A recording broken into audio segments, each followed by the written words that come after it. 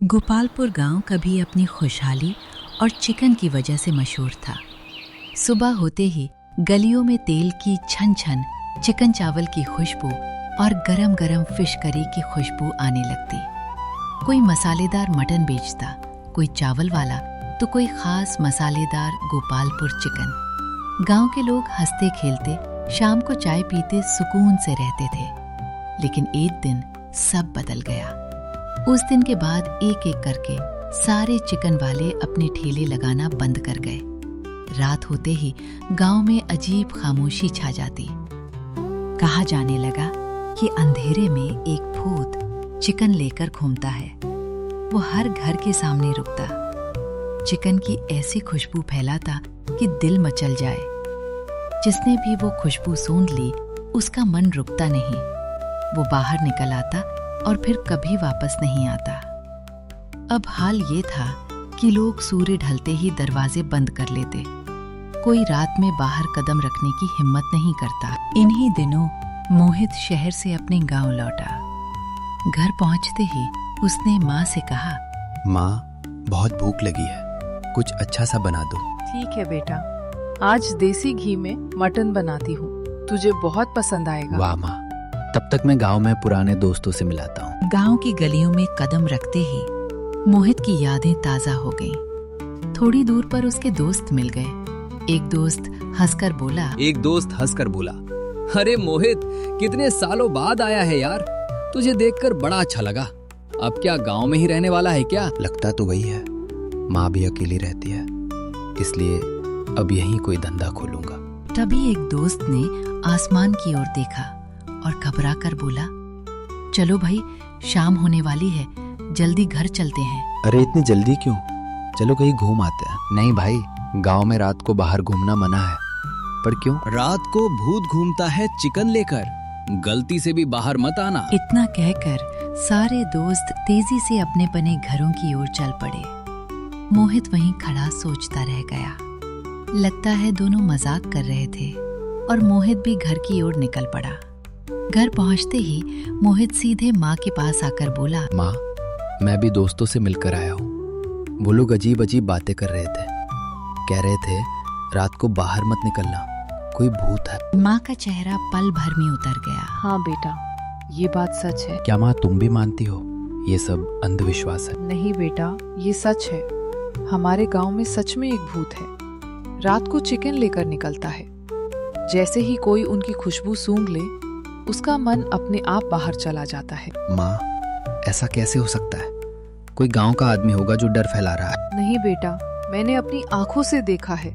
वो आदमी नहीं है, वो एक शैतान है जो लोगों को उठाकर ले जाता है। चलो अब खाना खाओ, मटन ठंडा हो जाएगा। दोनों चुपचाप खाना खाने लगे, लेकिन मोहित के दिमाग में वही बातें घूम रही थी। खाना खत्म होने के बाद माँ कमरे में आकर बोली, बस बेटा, खिड़की या दरवाजा मत खोलना, आराम से सो जाना। इतना कहकर माँ अपने कमरे में चली गई। मोहित बिस्तर पर लेट गया, लेकिन नींद कहाँ आने वाली थी। वो मन ही मन बोला, आज देख ही लेते हैं किस तरह का भूत है। रात गहरी हो गई, चारों तरफ सन्नाटा था।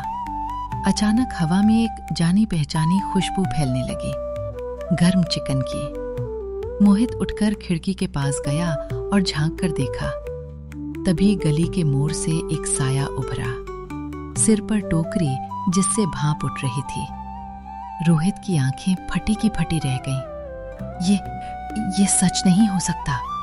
अचानक भूत सामने आ गया, खोखली आंखें, टेढ़ी मुस्कान। भूत गहरी आवाज में बोला, आओ आओ, गर्मा गर्म चिकन लाया हूँ, बस एक बार जल्दी बाहर आओ। रोहित का दिमाग सुन्न हो गया। कदम अपने आप आगे बढ़ गए। वो बाहर निकल आया। भूत खुश होकर हंसा। हाँ, ऐसे ही आओ, बहुत समय बाद कोई नया आया है। जैसे ही भूत मोहित को उठाने आगे बढ़ा, पीछे से आवाज आई, मोहित बेटा नहीं। माँ की आवाज सुनते ही भूत रुक गया। उसने माँ की तरफ देखा। कुछ पल खामोशी रही, फिर भूत पीछे हटा और अंधेरे में गायब हो गया। भूत के जाते ही मोहित को होश आया। अंदर चलो बेटा, दोनों चुपचाप घर के अंदर चले गए। अगली सुबह सूरज निकला तो गांव वैसा ही शांत था, लेकिन मोहित के मन में तूफान चल रहा था। वो चाय की दुकान पर दोस्तों के साथ बैठा था। अरे भाई, पहले तो चाय के साथ समोसे मिला करते थे, आजकल क्यों नहीं देते? भाई चाय के साथ क्या? इस गांव में अब एक भी समोसे का ठेला नहीं दिखेगा जब से वो हादसा हुआ है। कैसा हादसा? तुझे सच में कुछ नहीं पता? क्या मतलब, क्या नहीं पता? लगता है तेरी माँ ने तुझे कुछ नहीं बताया। ये सुनते ही मोहित का चेहरा सख्त हो गया। ओह! बिना कुछ कहे उठा और सीधे घर की तरफ चल पड़ा। घर पहुंचकर वो माँ के सामने खड़ा हो गया। माँ, सच सच बताओ, तुम मुझसे क्या छुपा रही हो? माँ ने गहरी सांस ली, आंखें भर आई। मोहित, तुम्हारे पिताजी का एक्सीडेंट नहीं हुआ था तो फिर उन्हें गांव के सेठ ने चिकन के ठेले के साथ जला दिया था। ये सुनते ही मोहित गुस्से से आग बबूला हो गया। क्या माँ, तुमने मुझे पहले क्यों नहीं बताया? मैं अभी उस सेठ को जान से मार दूंगा। नहीं बेटा, रुको। तुम्हारे पिताजी ने जाते जाते समझाया था कि ये बात तुम्हें कभी न बताऊं, इसी वजह से मैं चुप रही। रांची के पास बसे एक छोटे और प्यारे से गांव सेमरा में सुबह की धूप खिल चुकी थी। गांव के चारों तरफ हरे भरे खेत और आम के पेड़ों की ठंडी हवा चल रही थी। इसी गांव के चौराहे पर संजू नाम का एक सीधा साधा और ईमानदार इंसान अपना मटन ढाबा चलाता था। संजू अपने हाथ से बने चूल्हा वाले मटन के लिए पूरे इलाके में बहुत मशहूर था, जिसमें स्पेशल मटन, चावल और 4 रोटी, साथ में थोड़ा सा प्याज। आज सुबह सुबह ही मटन की खुशबू पूरे सेमरा गांव में फैल गई है। मिट्टी के चूल्हे में धीमी आंच पर पकते हुए रांची मटन का स्वाद ही कुछ अलग होता है। बस थोड़े से ताजे मसाले और डाल दूं ताकि ग्राहकों को असली रांची का स्वाद मिल सके। संजू के ढाबे पर लोग दूर दूर से केवल उसके हाथ का मटन खाने के लिए आते थे। स्पेशल मटन, 4 रोटी, चावल और प्याज वाली थाली बहुत फेमस था। सूरज हमेशा ताजे मांस और शुद्ध मसालों का ही इस्तेमाल करता था, जिससे उसका मटन बहुत स्वादिष्ट बनता था। तभी गांव का एक नियमित ग्राहक नितीश वहां अपनी साइकिल से आकर रुकता है। नितेश को संजू के ढाबे का मटन बेहद पसंद था और वो रोजाना यहाँ खाने आता था। अरे वाह संजू भाई, आज तो तुम्हारे मटन की खुशबू ने रास्ते में ही मेरी भूख बढ़ा दी। दूर से ही मसालों की इतनी लाजवाब महक आ रही थी कि मैं खुद को रोक नहीं पाया। आइए नितीश भाई, आपके लिए तो हमेशा सबसे बेहतरीन और गर्मा गर्म मटन तैयार रहता है। यह देखिए, बर्तन में अभी अभी मटन पूरी तरह से पककर तैयार हुआ है। फिर तो जरा जल्दी से मेरे लिए एक थाली रांची स्पेशल मटन और गर्मा गर्म चावल लगा दो। आज तो पेट भरकर तुम्हारे हाथ का स्वाद चखने का मन बना कर आया हूँ। आप आराम से खटिया पर बैठिए, मैं अभी आपके लिए गर्मा गर्म चावल और मटन रोटियां लेकर आता हूँ। हमारे ढाबे पर आने वाले ग्राहकों की संतुष्टि ही हमारी सबसे बड़ी पूंजी है। उसके बाद संजू अपने मुस्कुराहट नीतीश को अपना स्पेशल मटन प्लेट लगा दिया, जो बहुत स्वादिष्ट लग रहा था। ग्राहक अपना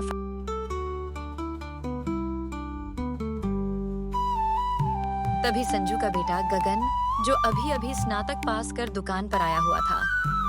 गगन पढ़ाई में बहुत तेज था और साथ ही वह बहुत चतुर और समझदार लड़का था। वो अपने पिता की मेहनत को समझता था और स्कूल के बाद अक्सर ढाबे पर उनकी मदद करता था। प्रणाम पिताजी, स्नातक पास कर लिया। शिक्षक जी ने भी मेरी बहुत तारीफ की और मुझे कॉलेज में सबसे होशियार बताया। जीते रहो मेरे लाल। तुम्हारी कामयाबी की खबर सुनकर मेरा दिल सच में खुश हो गया। तुम मन लगाकर पढ़ाई करो बेटा, तुम्हें बड़ा होकर एक बहुत बड़ा अफसर बनना है।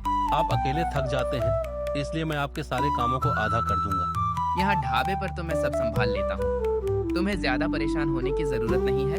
अरे पिताजी, मुझे आपके साथ मटन बनाना बहुत पसंद है। चलो मैं भी आपकी मदद करता हूँ। तुम्हारे मटन के साथ तुम दोनों बाप बेटों की बातें भी बहुत मीठी हैं। पिता और बेटे की यह प्यारी बातचीत सुनकर वहां बैठे ग्राहक भी मुस्कुराने लगते हैं। गगन तुरंत अपने हाथ मुंह धोकर ढाबे के छोटे मोटे कामों में लग जाता है। वो ग्राहकों को पानी देना और खाली बर्तन धोना या करता था। उसी गांव के एक बड़े बरगद के पेड़ के नीचे 2 शातिर और आलसी चोर बैठे हुए थे। इनके नाम शंभू और मंगल थे, जो काम करने से कतराते थे और हमेशा चोरी की ताक में रहते थे। दोनों ने कई दिनों खाना नहीं खाया था। अरे मंगल, जरा अपनी नाक घुमाकर हवा में उड़ती हुई इस खुशबू को तो सूंघ। ये जरूर उस संजू के ढाबे के रांची स्पेशल मटन की खुशबू है जो दिल खुश कर रही है। तुमने बिल्कुल सही कहा शंभू भाई। खुशबू तो सच में होश उड़ा देने वाली है। मेरी जीभ से तो पानी टपकने लगा है, लेकिन हमारी जेब में तो फूटी कौड़ी भी नहीं है। लेकिन संजू बहुत ही सीधा आदमी है। उसे बेवकूफ़ बनाना हमारे लिए कोई बड़ी बात नहीं है। अगर हम कोई बड़ी झूठी कहानी सुनाएं या उसे डराएं तो वो हमें मुफ्त में मटन दे देगा। चलो कोई ऐसा नाटक रचते हैं जिससे उसका मटन भी मिल जाए और गल्ले के पैसे भी हाथ आ जाएं। पर क्या करेंगे? मेरे दिमाग में एक बहुत ही शातिर और मज़ेदार योजना आ रही है। हम गांव के नए फूड इंस्पेक्टर बनकर उसके ढाबे पर जाएंगे। उसे डराएंगे कि उसका मटन खराब है और उसके ढाबे को बंद करने की धमकी देंगे। डर के मारे वो हमें चुप रहने के लिए मुफ्त में खाना और बहुत सारे पैसे भी दे देगा। दोनों चोर अपनी इस चालाकी भरी योजना पर जोर जोर से हंसने लगते हैं। वे तुरंत अपने फटे पुराने कपड़ों को ठीक करते हैं और खुद को बड़ा अधिकारी दिखाने का ढोंग करते हैं। वे संजू के सीधेपन का फायदा उठाने के लिए ढाबे की तरफ कदम बढ़ाने लगते हैं। उन्हें लग रहा था कि उनका यह झूठ उन्हें बिना किसी मेहनत के अमीर बना देगा। इधर ढाबे पर संदीप को अचानक याद आता है कि मटन के लिए कुछ खास रांची के मसाले खत्म हो गए हैं। उसे तुरंत गांव के मुख्य बाजार जाना था, जो वहां से थोड़ी दूरी पर था। गगन बेटा, मटन के लिए जो रांची वाले विशेष मसाले हैं वे पूरी तरह खत्म हो चुके हैं। मैं जल्दी से पास वाले बाजार जाकर वे मसाले खरीद कर आधे घंटे में वापस आता हूँ। तब तक तुम ढाबे पर ध्यान रखना और किसी अनजान व्यक्ति से ज्यादा बात मत करना। अगर कोई ग्राहक आए तो उनसे कहना कि पिताजी अभी कुछ ही समय में आने वाले हैं। आप बिल्कुल फिक्र मत कीजिए पिताजी, आप आराम से जाकर मसाले ले आइए। मैं यहाँ ढाबे का पूरा ख्याल रखूंगा और किसी भी चीज की कोई गड़बड़ी नहीं होने दूंगा। संजू अपने बेटे गगन को ढाबे पर थोड़ी देर के लिए अकेले छोड़ने का फैसला करता है। वो गगन को समझाता है कि कोई भी ग्राहक आए तो उसे आदर के साथ बैठाना। अब ढाबे पर अब केवल गगन अकेला ही बैठा हुआ था और ग्राहकों का इंतजार कर रहा था। तभी शंभू और मंगल दूर से देखते हैं कि संजू ढाबा छोड़कर कहीं बाहर चला गया है। शंभू और मंगल अपने चेहरे पर झूठी गंभीरता और गुस्सा लेकर ढाबे के अंदर दाखिल होते हैं। ये लड़के, यहाँ का मालिक कहाँ है और ये कैसा धंधा ढाबा चला रहे हो तुम लोग? हम सरकारी खाद्य विभाग से आए बड़े इंस्पेक्टर हैं और इस ढाबे की जांच करने आए हैं। हमें खबर मिली है कि तुम्हारे ढाबे पर सड़ा हुआ मटन और खराब मसाले बेचे जाते हैं। जल्दी से अपने मालिक को बुलाओ, नहीं तो हम इस पूरे ढाबे को अभी सील कर देंगे। प्रणाम सर, मेरे पिताजी अभी कुछ जरूरी काम से बाहर गए हैं और थोड़ी देर में आते ही होंगे। हाँ छोटे, हमारी एक रिपोर्ट से तुम्हारा यह पूरा ढाबा हमेशा के लिए बंद हो सकता है। देखो, इस हांडी में जो मटन पक रहा है उसकी खुशबू ही हमें बहुत संदेहास्पद लग रही है। जांच के लिए हमें यह पूरा मटन खाना पड़ेगा और तुम्हारी रसोई की तलाशी लेनी होगी। गगन उनकी हरकतों को बहुत ध्यान से देख रहा था और उसे तुरंत कुछ अजीब महसूस हुआ। लेकिन आप लोग सरकारी अधिकारी हैं तो आपके पास आपका पहचान पत्र जरूर होगा। सरकारी नियम के अनुसार जांच शुरू करने से पहले आपको अपना सरकारी कार्ड दिखाना होगा। आप लोगों को आगे की कहानी कल 20 तारीख को पार्ट 2 11 बजे मिल जाएगा।